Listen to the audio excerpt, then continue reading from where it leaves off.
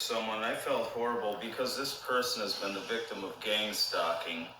And I want to give you a very descriptive definition and what the origin of it is and such, because it's hard to get information on that, and there's a reason that it is hard to get information on that. It's because it is run by sheriff's departments and actually funded by government agencies also to do this 24/7 surveillance.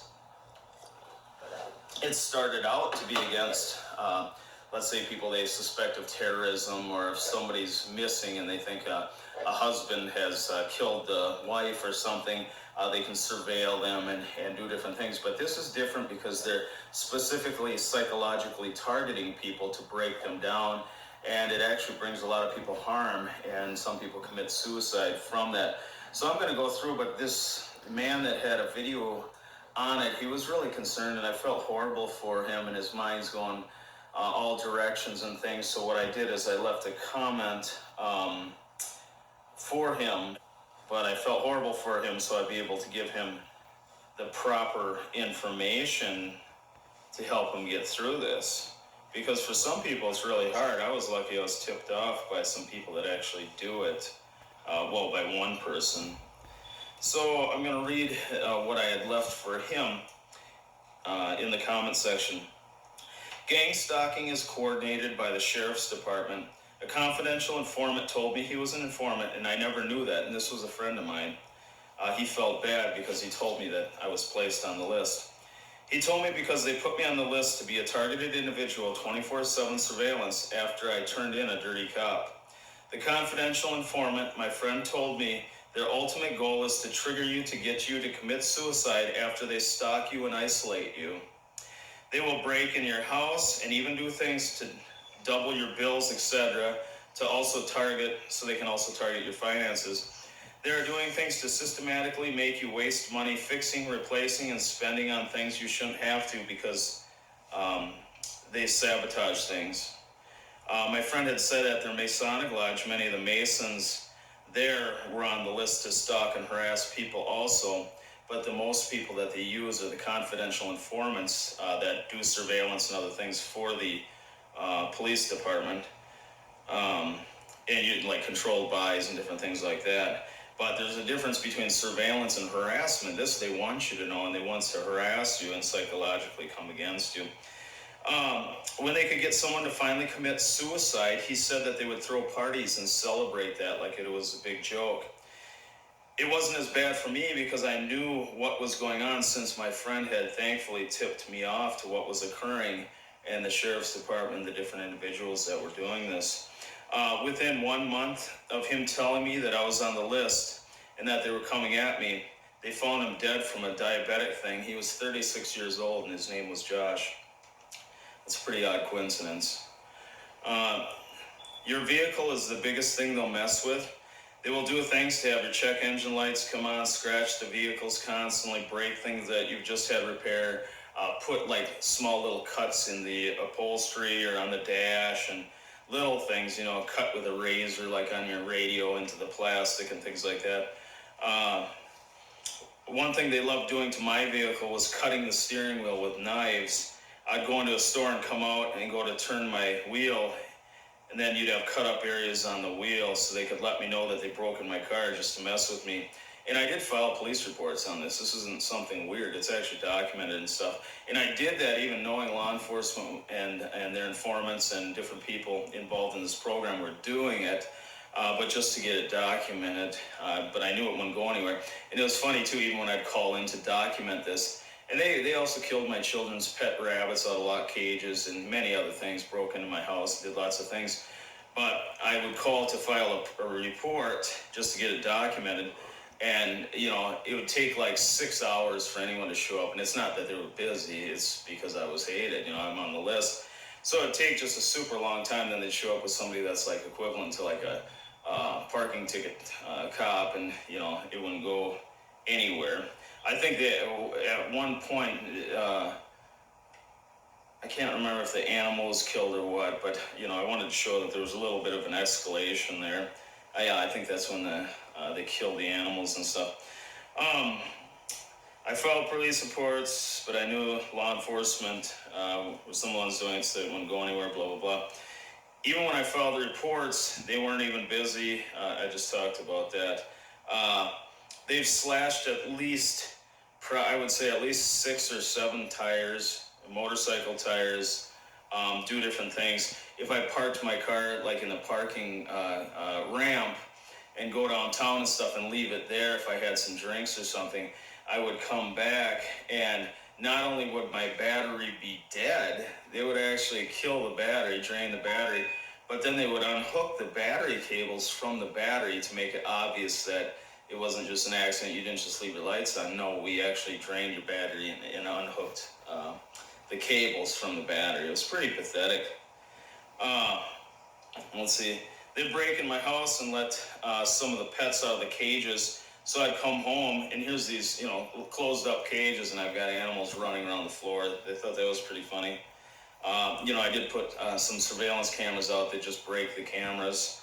Or I'd come in the house, and I had my daughter, I was out of state for a time, and some things had happened, and I had to go back and look at the cameras, and of course they deleted entire months of footage, and that's when the camera magically went out too. One of the cameras, there was 8. A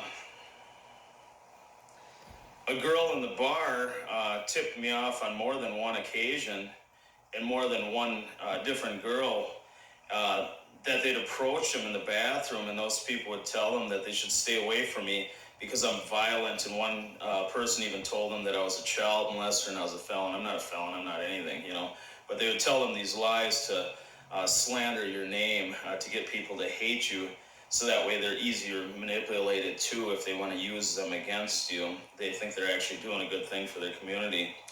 I would have conversations with people and everything was fine, and then as soon as I was gone for a little bit, go to the bathroom or whatever, or go do something, it wasn't uncommon that when I'd return or see them again or things like that, the atmosphere completely changed, and that person wanted nothing to do with me any longer because of those, the people that would talk to them about me. One of the biggest tools, they'll use family members against you too, but what they'll do is if you talk about gang stalking or surveillance and things, they'll say hey, we're worried, we want to investigate this, but we know he's just, delusional or demented, and, they'll make up lies, and they'll try and actually get your family member to be part of this too, to come against you. And the family members a lot of times love you and care about you, think you might be a little bit off because you're talking about these things, and they don't believe that there could be any bad cops or weird people doing this, and that's exactly what's occurring. And I'll get into in a second about this program because it's actually intended for one thing. So even if you got a hold of some high-level people and said, hey, I want you to check this, they're doing this and that to me, then the cops will just lie and say, yeah, we are doing that, and we're using this program, but it's because we have reports that he's been speaking to someone that has ties with high-level gang members, or a big drug dealer. That's how they cover their tracks.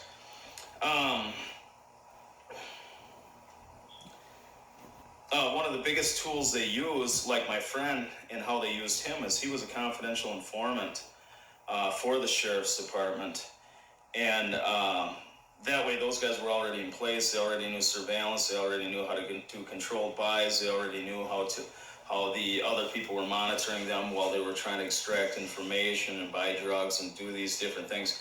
So it's very easy for them because they already have the surveillance to surveil people for drug dealing, things like this. The only difference is that is very secretive and quiet, and you won't know they're surveilling you, whereas this is complete harassment and demonic, and they want you to know that they're harassing you to psychologically get you to break down and harm yourself and commit suicide.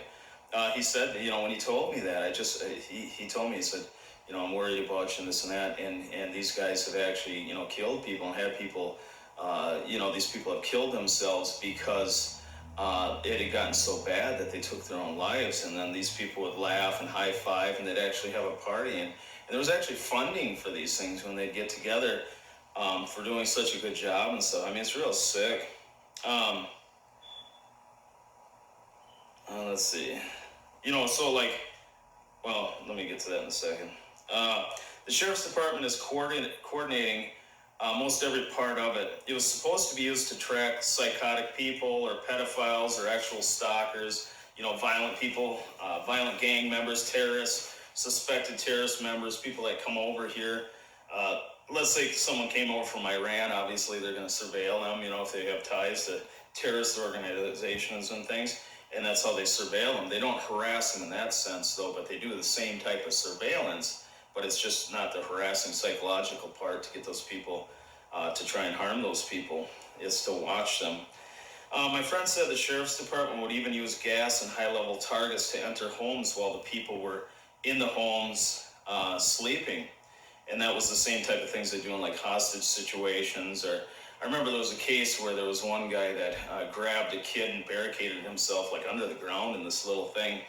And when he went to sleep, they gassed it, entered it, and then they actually killed him. I'm sure they said he reached for his gun, but those are the type of tactics they can use, is they can employ gas and things to not only disorient, but actually put you to sleep and then enter while you're actually asleep. And that would be an easy way if they had a hard time towards a person's electronics or encrypted computer systems or things where they needed physical access. That's where they'd use some of those types of law enforcement tactics.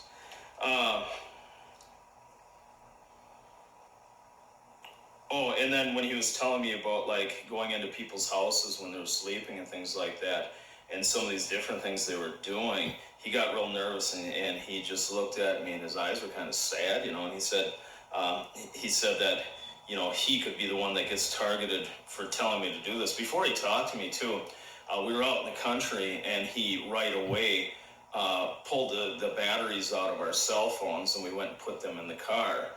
And he wouldn't talk about anything until that was done. So then when we went out, he was all paranoid, a little nervous to tell me. And then he told me, but he looked really sad when he told me that he could himself be targeted or hurt for talking about that when he was talking about entering the houses when people were sleeping and things like that. He said the surveillance with the targeted individual consisted of law enforcement using the law enforcement tools to track their cell phones and GPS track the vehicles. They'd use stingrays for the cell phones to intercept all the texts and different things, and they'd set up a lot of times close to the individual, or they would know different people and they'd talk them into and give them payments and things to set up right in that area. But the stingray could intercept everything, GPS track the cars, phones, all that stuff. And then also he said too, like even people's antivirus and stuff, that was a great way for them to track different people through different computers they were using and everything, to keep on top of every single bit that was going in and out, to know who they're talking to and this and that. So if somebody met somebody online and they're having a great conversation, they're going to meet up, and all of a sudden that person never gets talked to again. A lot of times they intervened on the behalf and talked to the person.